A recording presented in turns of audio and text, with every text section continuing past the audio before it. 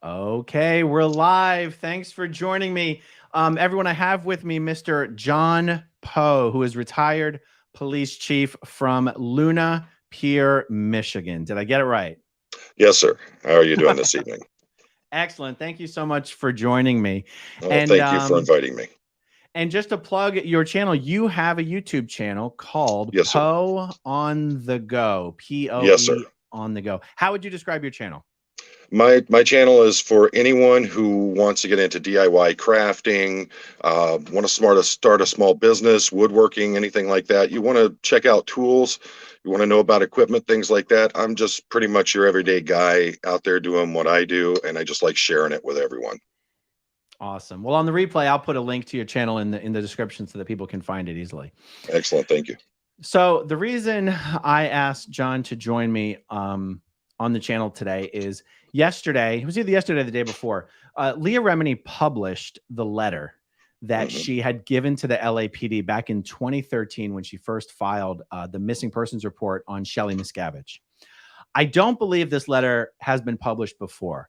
And once I saw it, it became much more clear, much more obvious to me why Leah has been so insistent over the last 9 years of getting the LAPD to answer her questions, such as, did you meet with Shelly alone? Were you able to speak with her where she could speak her mind? And I guess what was implied in all that is, did you give Shelly the letter?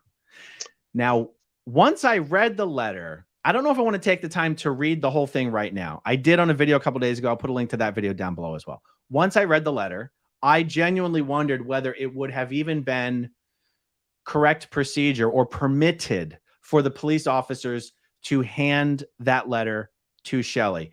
Are you already familiar with the letter yourself? I've seen it on, I believe it was on either your live stream or maybe Tony Ortega. I know on one of them I'd seen it. So okay.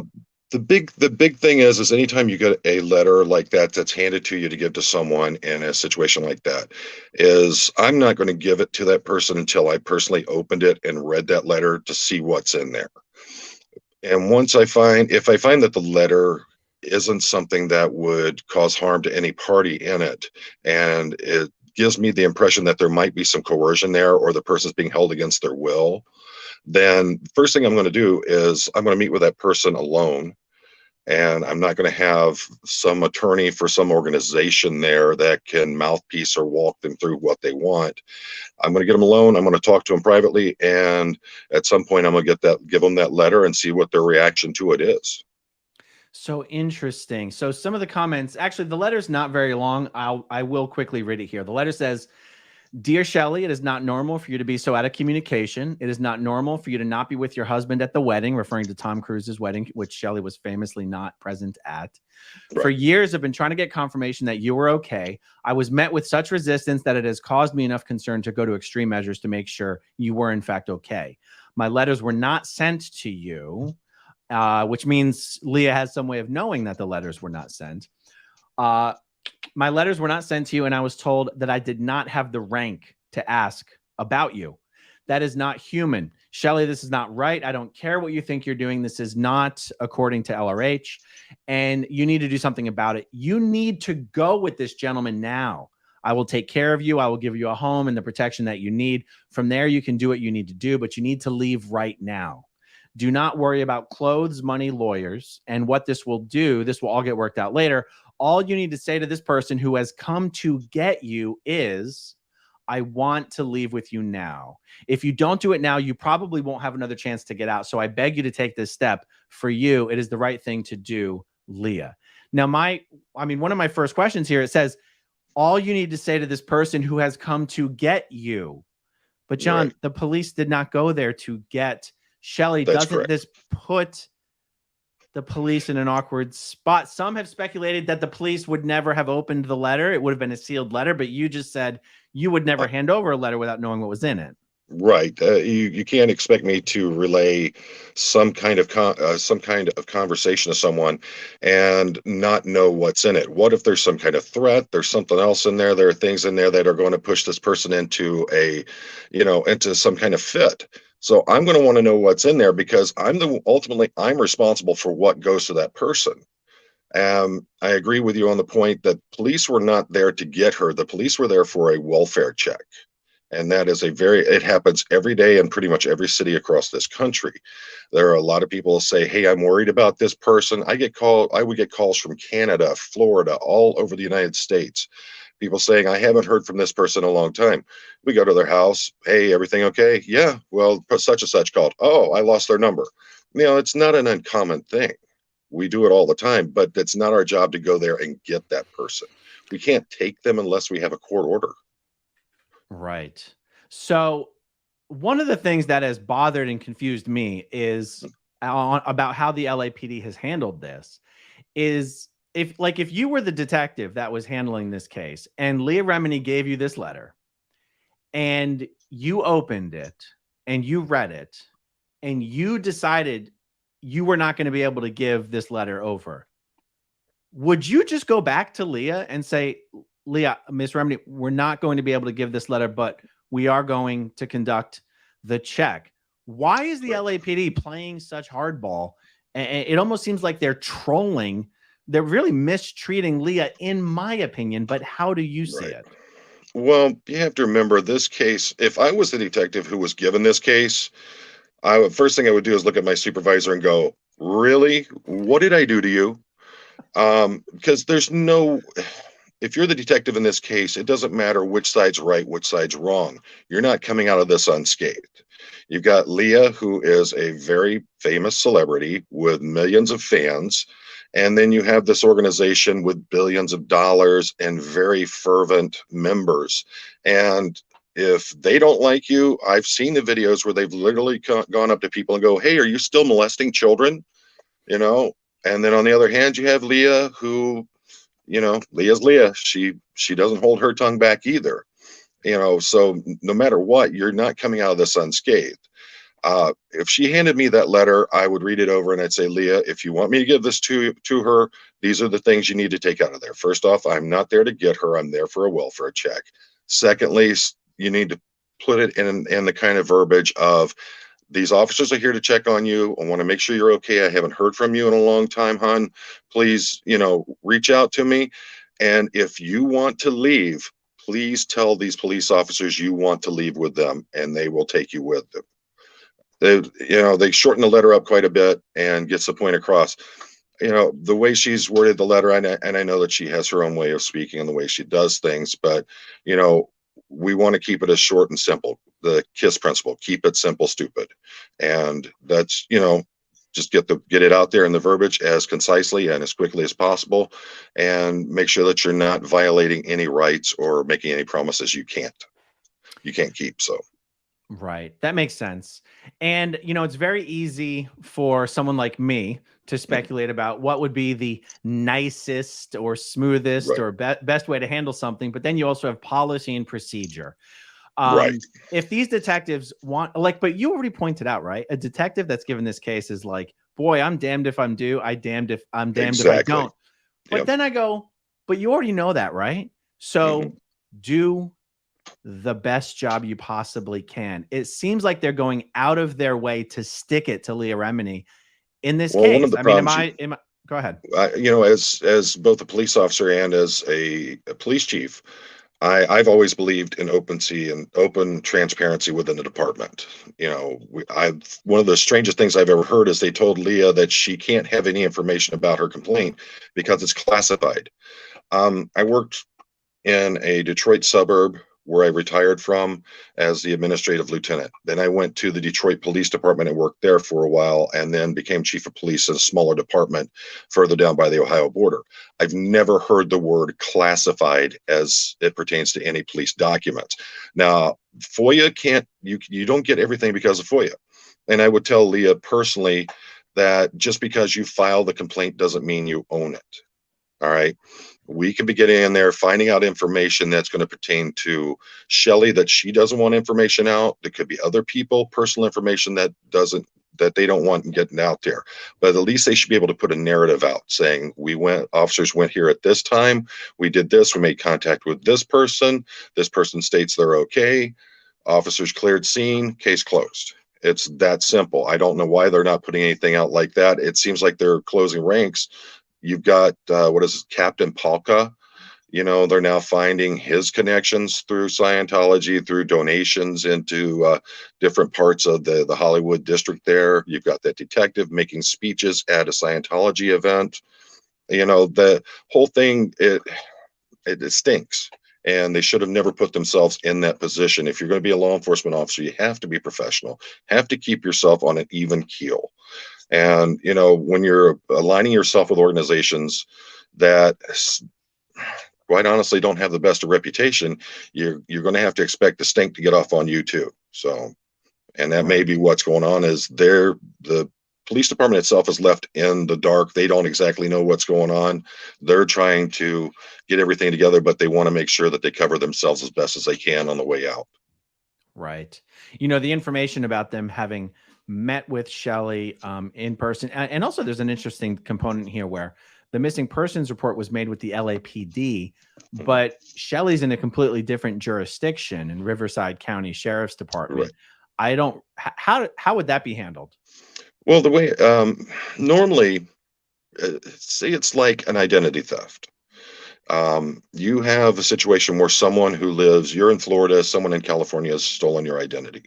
You're not expected to go to California to file that complaint. You'll file it with your local agency. Your local agency will begin their investigations. And if things need to be turned over to that California agency, that's what they'll do. They'll transfer it all over to that agency at that point, or they'll work conjointly on that to make sure that it's prosecuted properly. As for this one, I don't know why LAPD didn't just transfer it straight up to the sheriff's department up there that handles where Shelly is believed to be held at this time. If they don't have an actual positive location on where she's at, then LAPD would be the appropriate agency to start it and go through with it. Right. You know, I spoke to, actually, someone's trying to call me. Can you still see me and everything okay? Yes, sir. Okay, good. I actually spoke to Leah on the phone about this a few days ago, and I said, you know, I think Dave Miscavige is just trolling you by not putting Shelly out there.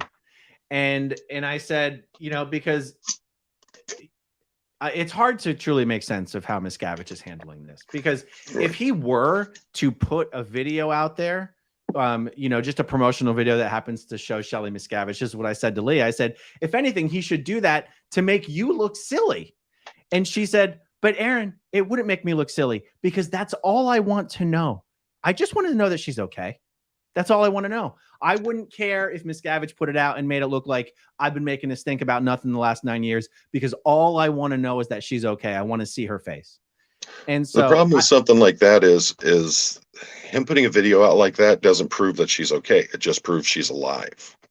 True. She could still be, you know, like they did with Mike Render. They had, well, as his, I can't say as they did, as his claims are, he was in the hole. They took him out of the hole, sent him to do some operations for the organization, put him right back into the hole. You know, they could do the exact same thing with her. So you know, all it is proof of life. It's not proof that she's healthy, not proof that she's good. That's true. So you mentioned earlier the whole the dynamic of like Leah's a celebrity. She's got a lot of supporters. Right. You know, it's sort of a damned if you do, damned if you don't, right? If you were the one handling this case and Leah and Leah got you on the phone and said, did you meet with Shelly? You said, yes, we met with Shelly. And she said, did you meet with her alone? Do you think you would be transparent with her about it, or would the ranks, you would, right? Yep, I would be absolutely transparent. But like I said earlier, meeting with her, I wouldn't allow an attorney to sit in there with her. I'm not investigating her for a criminal act. There's no need for an attorney to be there. So I want to hear what she has to say and not what an attorney has to say.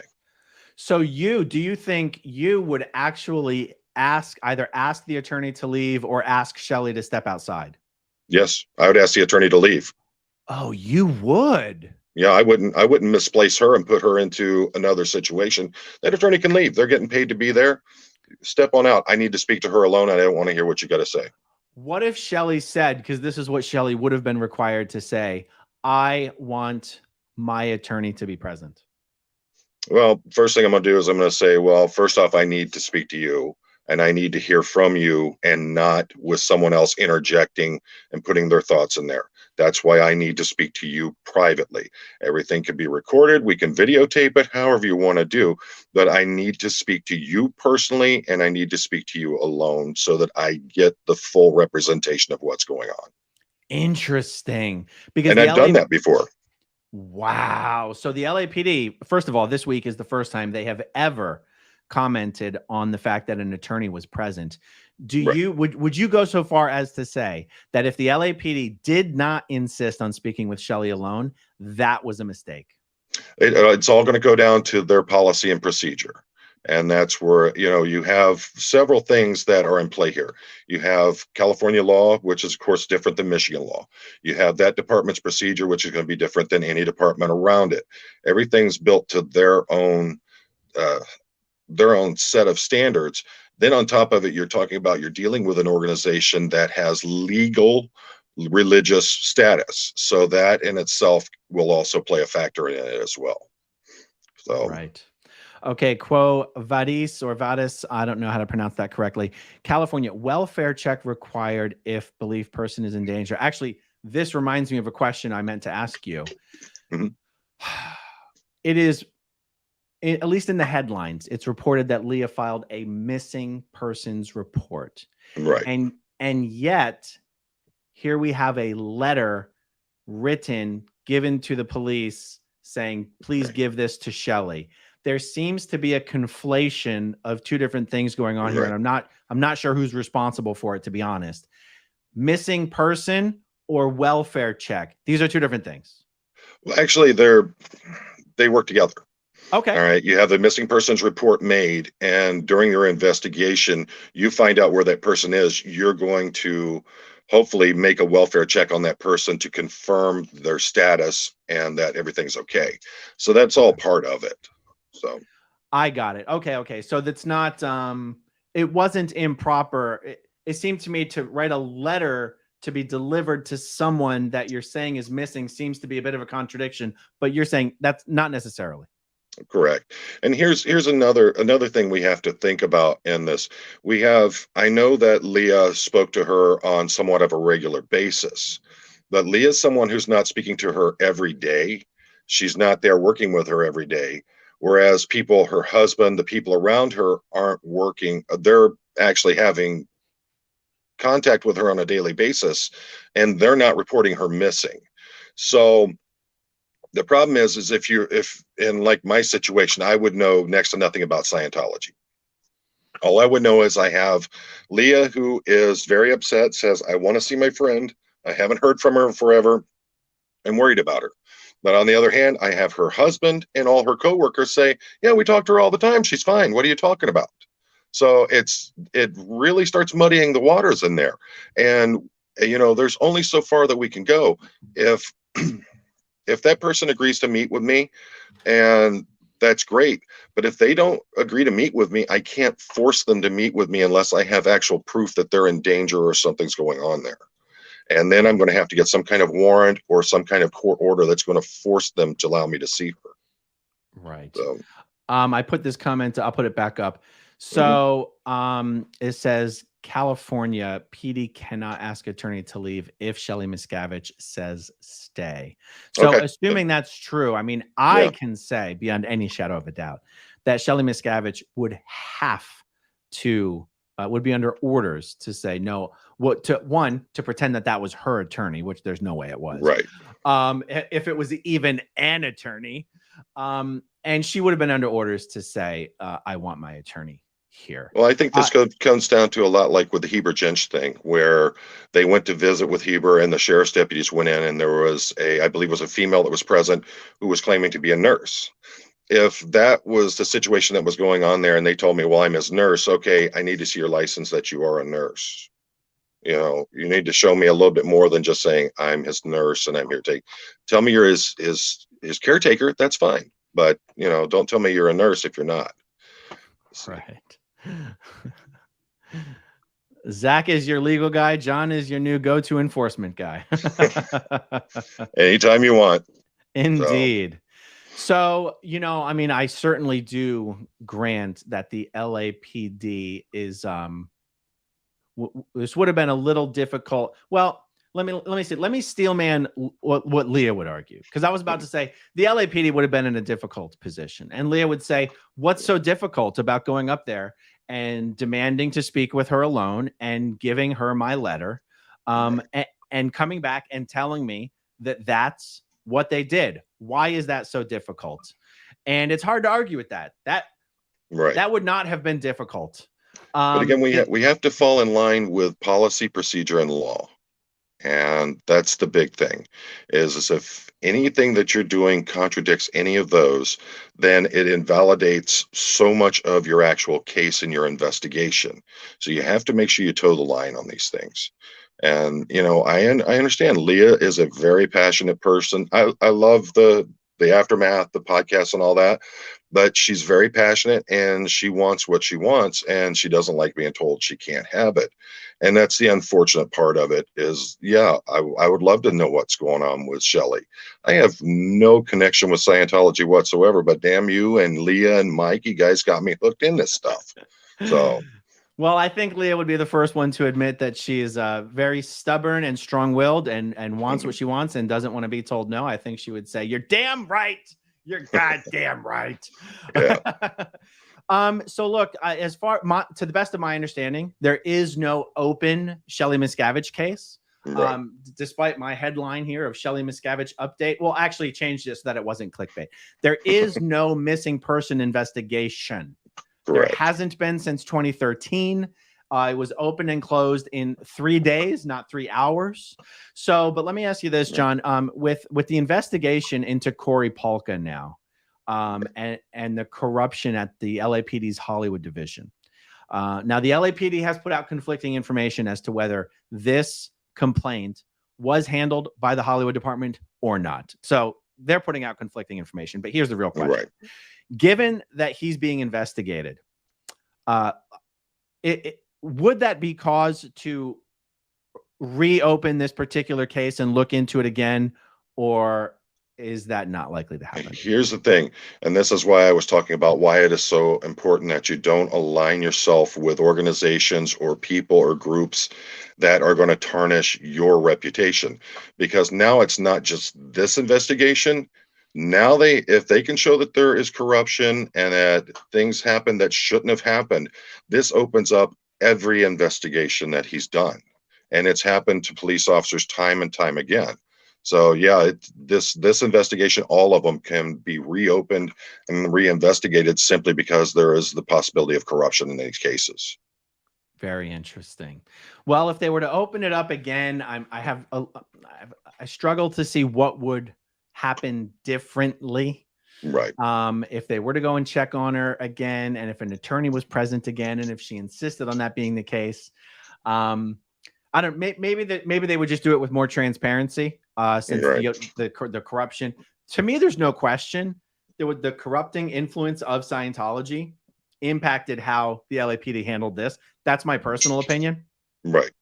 Perhaps that influence not being there would cause them to handle this in a way that it would at least, put minds at ease and hearts at rest, or whatever the right phrase there would be. Well, that's why, as a private citizen, you can make those claims. We're talking about a public service entity, and you have a right to question. You have a right to speak up, voice your concerns about things. And if you believe that something's going on that shouldn't be going on, by all means, do it. Now, as for this public, for the police department itself, the biggest thing that they should do is they need to step back, regroup, get all their information together, put something out there, let everyone know, look, we're re-examining this.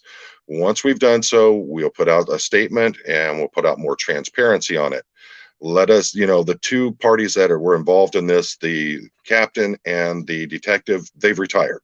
So now we're going back through, we have to go through all of their information and everything that they've done, and we have to piece it all back together on our own. But, worst thing they can do is not say anything, because all that's going to do is lead to speculation, things like that. As for the department itself, until they have definitive proof that, or enough evidence as it is, to bring charges against those two for corruption and malfeasance, then they really have to be kind of quiet on that. They can say, yes, we're investigating them. We can't release anything at this time. You have to remember, FOIA doesn't mean you get everything you want. There's a lot of personal information. There's a lot of career information that can't be posted on a FOIA. So, you know, you have to be really mindful of all those things. And that's what I would do as a chief of police. I would put some statement out there saying, this is what we're doing. This is what's going on. We're reinvestigating it. We're reopening everything, and we're looking into what we can. We'll let you know as soon as possible. That's great. Fantastic. Well, thanks for helping us understand all of that. Everyone, this is John Poe. His YouTube channel is Poe On The Go, and I will post the link in the description down below. So, hey, anytime we have questions about law enforcement issues, love to have you back on and help explain. Most certainly. I'd more than happy to do it. Awesome. Thank you, everyone, for watching, and I will talk to you soon. Have a great night.